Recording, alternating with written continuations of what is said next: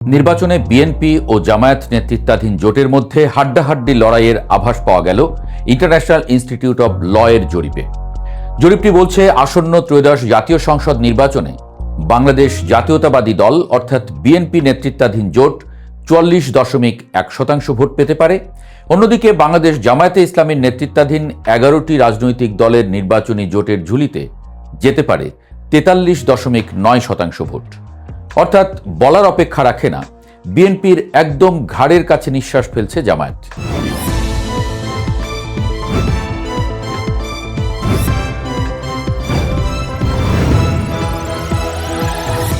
রাজনীতিতে শেষ কথা বলে কিছু নেই, আর ভোটের মাঠে তো একেবারেই নেই। পুরনো পল্টনের একটি হোটেলে সোমবার যখন international institute of law and development তাদের জরিপের ফলাফল ঘোষণা করছিল, তখন উপস্থিত অনেকের চোখ কপালে ওঠার উপক্রম। এতদিন ধরে রাজনীতির মাঠে যে ন্যারেটিভ বা বয়ান প্রতিষ্ঠিত ছিল, বিএনপি একাই ধানের শীষের জোয়ারে ভেসে সরকার গঠন করবে, সেই বয়ানে বড়সড় ধাক্কা দিয়েছে এই জরিপ। 0.2% ব্যবধান। রাজনীতির ভাষায় একে ব্যবধান বলা চলে না, বরং বলা চলে সমানে সমানে লড়াই।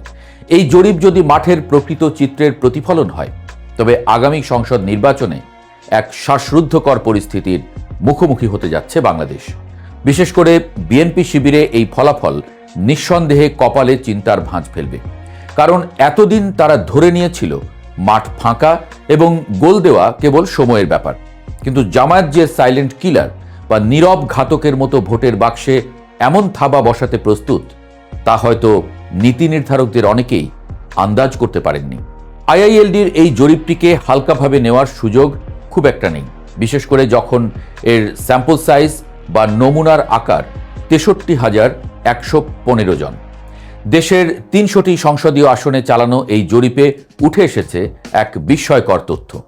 ভোট পাওয়ার সামগ্রিক হারে বিএনপি সামান্য এগিয়ে থাকলেও নিশ্চিত বিজয় বা কনফার্ম সিটের হিসাবে কিন্তু জামায়াত জোট এগিয়ে।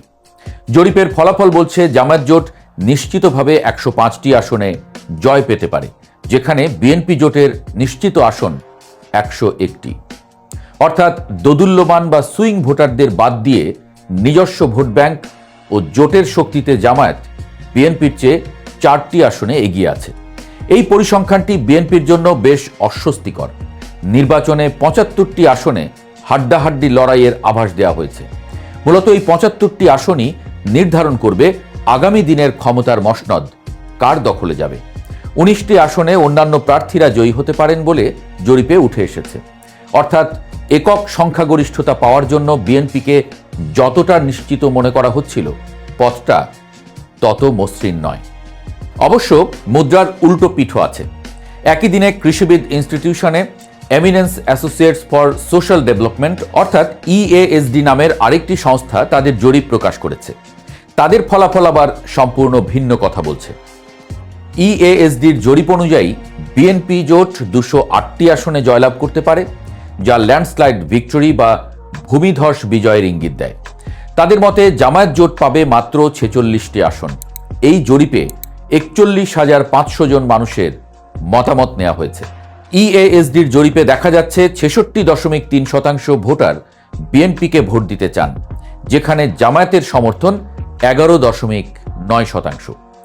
এই দুই জরিপের ফলাফলের আকাশ পাতাল ব্যবধান সাধারণ মানুষকে বিভ্রান্তিতে ফেলতে পারে।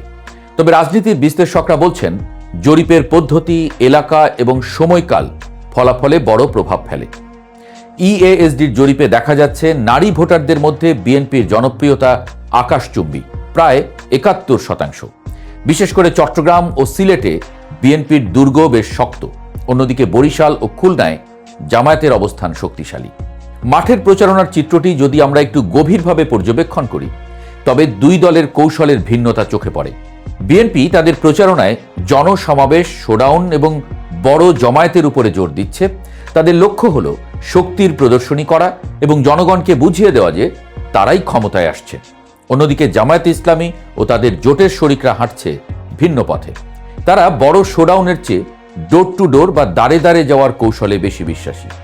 জামায়াতের কর্মীরা নীরবে প্রতিটি ঘরে ঢুকছে, ভোটারদের সঙ্গে ব্যক্তিগত সম্পর্ক তৈরি করছে এবং বিগত দিনের বঞ্চনার কথা তুলে ধরছে।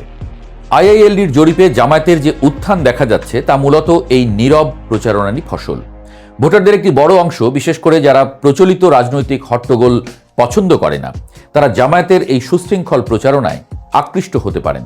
এছাড়া তরুণ ভোটারদের মধ্যে একটা অংশ নতুন নেতৃত্বের বা ভিন্ন ধারার রাজনীতির স্বাদ খুঁজছে, যা জরিপের ফলাফলে জামায়াতের বাক্সে জমা হতে পারে। নির্বাচনী উত্তাপের মধ্যে কিছু কিছু আসনে প্রতিদ্বন্দ্বিতা পৌঁছে গেছে ব্যক্তিগত পর্যায়ে, যা রাজনীতিতে দুষ্টু মিষ্টি লড়াই হিসেবে পরিচিতি পাচ্ছে। ঢাকা ও এর আশেপাশের আসনগুলোতে এই চিত্র বেশ স্পষ্ট। বিশেষ করে মির্জা আব্বাস এবং তরুণ নেতা নাসির উদ্দিন পাটোয়ারির মধ্যে অলিখিত প্রতিদ্বন্দ্বিতা এখন talk of the town. Mirza Abbas পুরনো ঢাকার ঐতিহ্যবাহী রাজনীতির ধারক, তার আছে দীর্ঘদিনের অভিজ্ঞতা এবং নিজস্ব ভোট ব্যাংক। অন্যদিকে নাসির উদ্দিন পাটোয়ারি ছাত্র জনতার আন্দোলনের স্পিরিট ধারণ করে নতুন প্রজন্মের প্রতিনিধি হিসেবে উঠে এসেছেন। তাদের মধ্যকার লড়াইটা কেবল ভোটের মধ্যে না থেকে জেনারেশন বা প্রজন্মের লড়াইয়ে রূপ নিয়েছে। আব্বাস যখন তার অভিজ্ঞতার ঝুলি খুলে বসছেন, পাটোয়ারি তখন পরিবর্তনের স্লোগান তুলে তরুণদের কাছে টানছেন।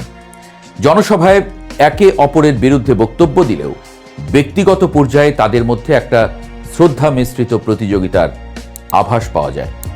ভোটাররাও এই লড়াই বেশ উপভোগ করছেন। এই ধরনের হাই ভোল্টেজ আসনগুলোই আসলে নির্বাচনের মূল আমেজ ধরে রেখেছে। এদিকে নির্বাচনের দিন যত ঘনিয়ে আসছে, সরকারের প্রস্তুতি তত জোরদার হচ্ছে। নির্বাচন কমিশন এবং অন্তর্বর্তীকালীন সরকার একটি অবাধ ও সুষ্ঠু নির্বাচন উপহার দিতে বদ্ধপরিকর। মাঠ প্রশাসন ঢেলে সাজানো হয়েছে। আইনশৃঙ্খলা রক্ষাকারী বাহিনীকে কঠোর নির্দেশনা দেওয়া হয়েছে যেন কোনো ধরনের পেশি শক্তির ব্যবহার না হয়। তবে আইআইএলডির জরিপে গণভোট এবং রেফারেন্ডাম প্রসঙ্গটি বেশ গুরুত্ব পেয়েছে।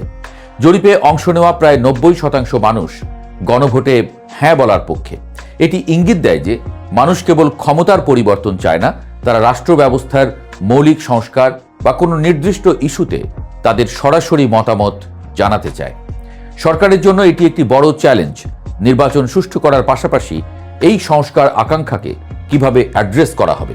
দেশের বর্তমান অবস্থা বিবেচনায় অর্থনৈতিক সংকট এবং দ্রব্যমূল্যের ঊর্ধ্বগতি ভোটারদের মনে বড় প্রভাব ফেলছে। সাধারণ মানুষ এমন কাউকে ক্ষমতায় বসাতে চায় না যারা দ্রুত এই সংকট সমাধান করতে পারবে না। দুই জরিপের এই দুই বিপরীতমুখী ফলাফল আসলে কি বার্তা দিচ্ছে? বার্তাটি হলো, ভোটাররা এখন আর কোনো নির্দিষ্ট দলের বাঁধা ভোট নয়। ইএএসডির জরিপে দেখা গেছে, যেখানে আওয়ামী লীগকে ভোট দেওয়া ভোটারদের 80%ই এবার বিএনপিকে ভোট দিতে চায়। আবার 15% জামায়াতের দিকেও ঝুঁকছে। অর্থাৎ আওয়ামী লীগের ভোট ব্যাংক ভাগাভাগি হচ্ছে দুই প্রধান দলের মধ্যে। বিএনপি যদি মনে করে আওয়ামী লীগের পতনের পর তারা অটোমেটিক চয়েস, তবে আইআইএলডির জরিপ তাদের জন্য ওয়েক আপ কল। জামায়াত যে তাদের ঘাড়ে নিঃশ্বাস ফেলছে, এটা অস্বীকার করার উপায় নেই। বিশেষ করে 105টি আসনে জামায়াতের এগিয়ে থাকা প্রমাণ করে তাদের সাংগঠনিক ভিত্তি কতটা মজবুত হয়েছে।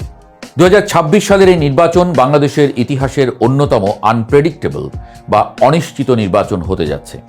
একদিকে বিএনপির বিশাল জনসমর্থন ও তারেক রহমানের জনপ্রিয়তা, অন্যদিকে জামায়াতের সুসংহত সাংগঠনিক শক্তি ও নীরব বিপ্লব। জরিপের ফলাফলে যাই আসুক, আসল রায় দেবে জনগণ ব্যালট পেপারে। বিএনপি কি পারবে তাদের জনজোয়ার ধরে রেখে এককভাবে ক্ষমতায় যেতে, নাকি জামায়াতের এই ছোবল তাদের হিসাব নিকাশ উল্টে দেবে? রাজনীতির এই সমীকরণের সমাধান পেতে আমাদের অপেক্ষা করতে হবে নির্বাচনের দিন পর্যন্ত। তবে একটা বিষয় নিশ্চিত, ভোটাররা এবার বেশ সচেতন এবং তারা তাদের ভোটের মাধ্যমেই বুঝিয়ে দেবেন কোন পথে হাঁটবে আগামীর বাংলাদেশ।